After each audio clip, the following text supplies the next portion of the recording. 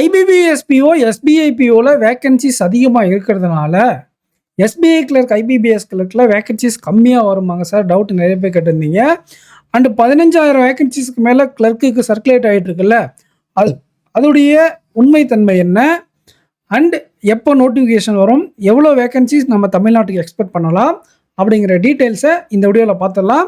அதுக்கு முன்னாடி நீங்கள் நம்ம டிஎன் பேங்கர்ஸ் ஆப்பை டவுன்லோட் பண்ணாதவங்க டவுன்லோட் பண்ணிக்கோங்க, வீடியோக்கு லைக் பண்ணிக்கோங்க, சேனலை சப்ஸ்கிரைப் பண்ணிக்கோங்க. வாங்க எஸ்பென்ஸ் வீடியோக்குள்ளே போகலாம்.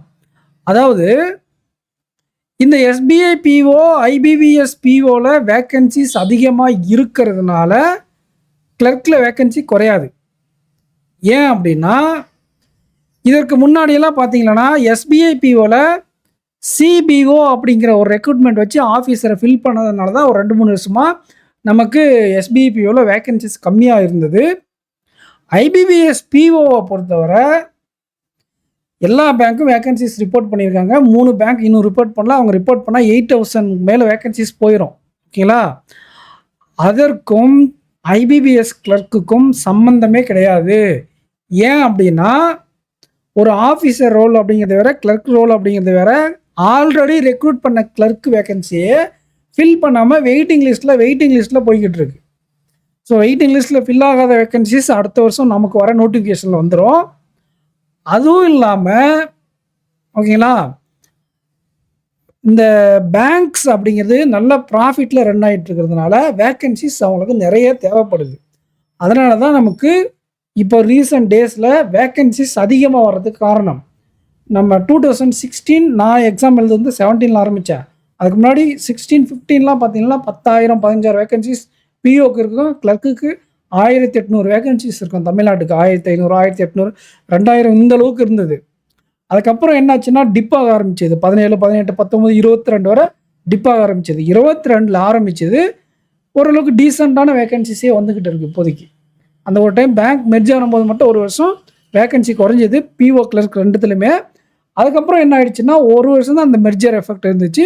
எல்லா பேங்க்கும் நல்லா ப்ராஃபிட் பண்ணதுனால vacancies year by year increase ஆகிட்டுருக்கு. ஓகேங்களா? நீங்கள் யாரும் பயப்பட தேவையில்ல.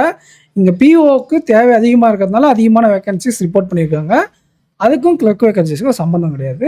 அதே மாதிரி எஸ்பிஐயில் சிபிஓ ரெக்ரூட்மெண்ட்டில் எடுத்ததுனால பிஓ ரெக்ரூட்மெண்ட் கம்மியாக இருந்துச்சு. இப்போ பிஓவும் எடுத்திருக்காங்க, கிளர்க்கும் வரும். நமக்கு அப்ராக்சிமேட்டாக வேக்கன்சிஸ் எவ்வளோ வரும் அப்படின்னு நம்ம பார்த்துடலாம். அதுக்கு முன்னாடி ஐபிபிஎஸ் கிளர்க் நோட்டிஃபிகேஷன் எப்போ வரும்னா, ஜூலை 31 இல்லைனா ஆகஸ்ட் 1 உங்களுக்கு வந்துடும். உங்களுக்கு ஏஜ் கட் ஆஃப் இதை வச்சு தான் டிசைட் பண்ணுவாங்க. ஆகஸ்ட் 1 2026 அன்னைக்கு அவங்க சொல்லக்கூடிய அந்த 28 அப்படிங்கிறவங்க ஜென்ரலுக்கு, +3 ஓபிசிக்கு, +5 அப்படிங்கிறவங்களுக்கு எஸ்சி எஸ்டிக்கு ஏஜ் எலிஜிபிலிட்டி இருக்கும். 28 வயசு வர கிளர்க்குக்கு +3 +5 கேட்டகரி வைஸாக உங்களுக்கு கிடைக்கும். ப்ரிலிம்ஸ் எக்ஸாம் அக்டோபர் 10 11 நடக்கும். மெயின்ஸ் எக்ஸாம் டிசம்பர் 27 நடக்கும். இது வந்து கன்ஃபார்ம்டு டேட்டா தான், அவங்களே கேலண்டரில் சொல்லிட்டாங்க. இந்த வேக்கன்சிஸ் அப்படிங்கிறது 700லேருந்து 1000 சொல்லியிருக்கேன். அண்ட் இந்த 15,000 ப்ளஸ் வேக்கன்சிஸ் 15,700 சம்திங் அந்த வேக்கன்சிஸ் சர்க்குலேட் ஆகிட்டு இருக்கு இல்லையா, அந்த பேங்க் அசோசியேஷன்லேருந்து வந்துச்சு அப்படின்ட்டு, அது இந்த வருஷத்துக்கான வேக்கன்சிஸ் கிடையாது, நமக்கான வேக்கன்சிஸ் கிடையாது.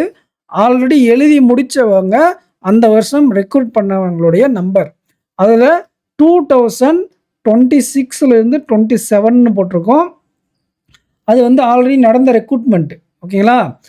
ஆஃப் அப்படின்னு போட்டு இப்படி போட்டிருக்கோம். நீங்கள் இப்போ நேற்று வந்த அந்த நோட்டிஃபிகேஷனை, பிஓ நோட்டிஃபிகேஷனை எடுத்து பாருங்கள். வேக்கன்சிஸ் ஆஃப் அப்படின்னு போட்டு 27 28ன்னு போட்டிருக்கோம். ஓகேங்களா? இப்படி வந்தால் தான் 2027 28ன்னு வந்தால் தான் அப்கமிங் வரக்கூடிய வேக்கன்சிஸ்க்கான ரெக்ரூட்மெண்ட். ஸோ இது நிறைய பேருக்கு தெரியாமல் இதை தான் வந்து அப்கமிங் வரப்போகுதுன்னு ஐப் கிரியேட் பண்ணிட்டுருக்காங்க. நீங்கள் ஐப் கிரியேட் பண்ணலாம், தப்பு இல்லை. பட் இந்த டேட்டா தப்பு. ஆனால் நமக்கு வேக்கன்சிஸ் அதிகமாக தான் வரப்போகுது. இனிஷியல் ஸ்டேஜில் இந்த அளவுக்கு வேக்கன்சிஸ் அதிகமாக இருக்குமானா, இப்போ எப்படி பிஓவில் 3 பேங்க்ஸ் என்ன ரிப்போர்ட் பண்ணாமல் இருக்காங்களோ, யூகோ, யூனியன், இந்தியன் பேங்க், அதே மாதிரி கிளர்க்லேயும் ரிப்போர்ட் பண்ணாமல் இருக்க வாய்ப்பு இருக்குது. அதில் இந்தியன் மிஸ் ஆனால் நமக்கு வேக்கன்சிஸ் அரௌண்ட் 500 கிட்ட வர்றதுக்கு கூட வாய்ப்பு இருக்குது. 500 ரேஞ்சில் நின்றோம். ஓகேங்களா? அதுக்கப்புறம் என்ன பண்ணுவாங்க அப்படின்னா, இந்தியன் பேங்க் ஒரு வேக்கன்சி ரிப்போர்ட் பண்ணுவாங்க.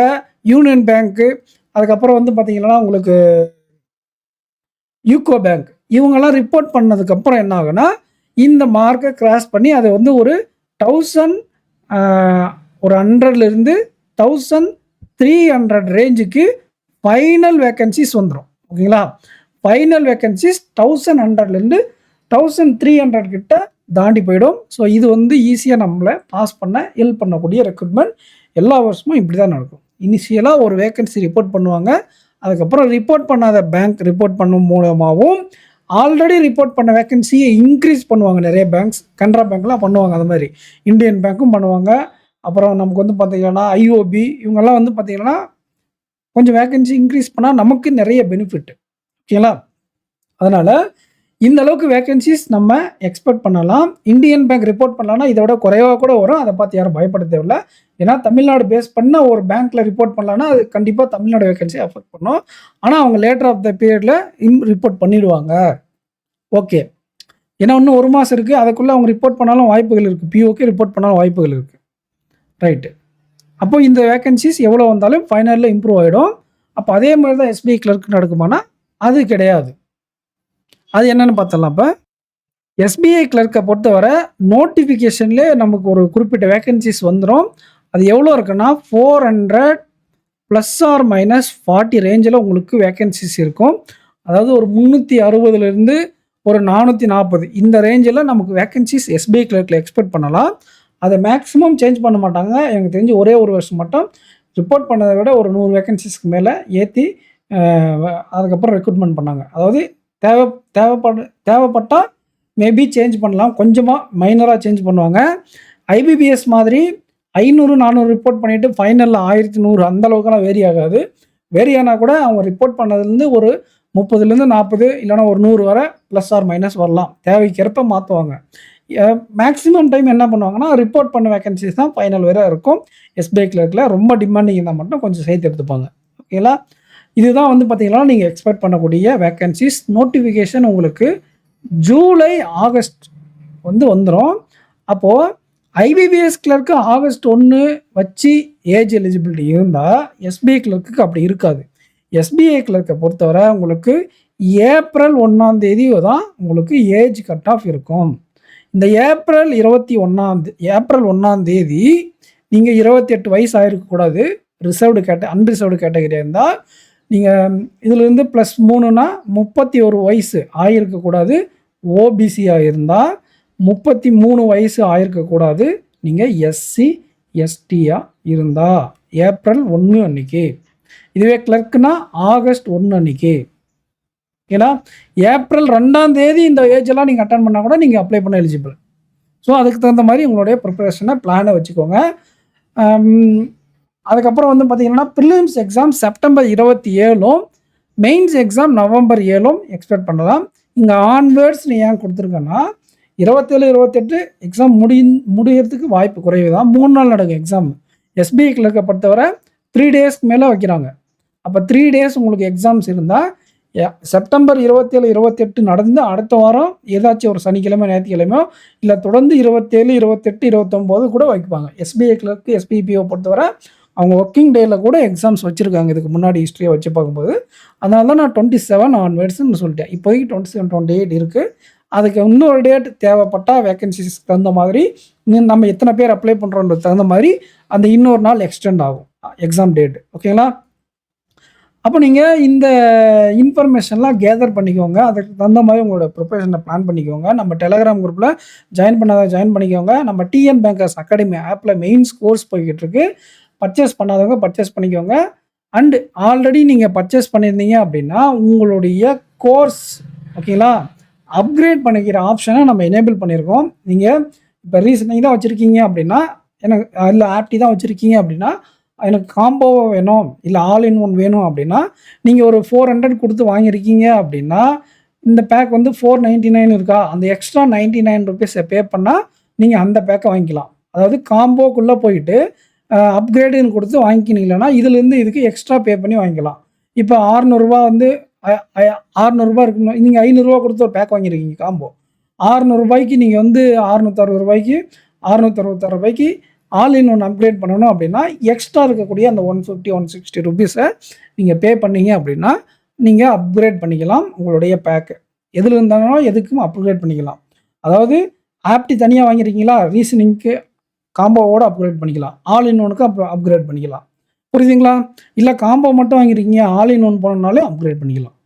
ஸோ அந்த ஆப்ஷன் நம்ம எனேபிள் பண்ணியிருக்கோம் ஆப்பில். ஸோ நீங்கள் யாராச்சும் நான் அவசரப்பட்டு ஆப்டி மட்டும் வாங்கிட்டேன், நான் அவசரப்பட்டு பிலிம்ஸ் மட்டும் வாங்கிட்டேன் அப்படிங்கிற இது இருந்துச்சுன்னா உங்களுக்கு நீங்கள் அப்கிரேட் பண்ணிக்கலாம் உங்களுடைய ஆப்ஷன்ஸு. சரிங்களா? ஸோ இப்போதைக்கு நம்ம ஆப்பில் மெயின்ஸ் பேட்ச் தான் போய்கிட்டு இருக்கு. அதிலும் ஆப்டிடியூடுக்கு அதிகமான இம்பார்ட்டன்ஸ் கொடுத்து கண்டென்ட்ஸ் எடுத்துகிட்ருக்கோம்.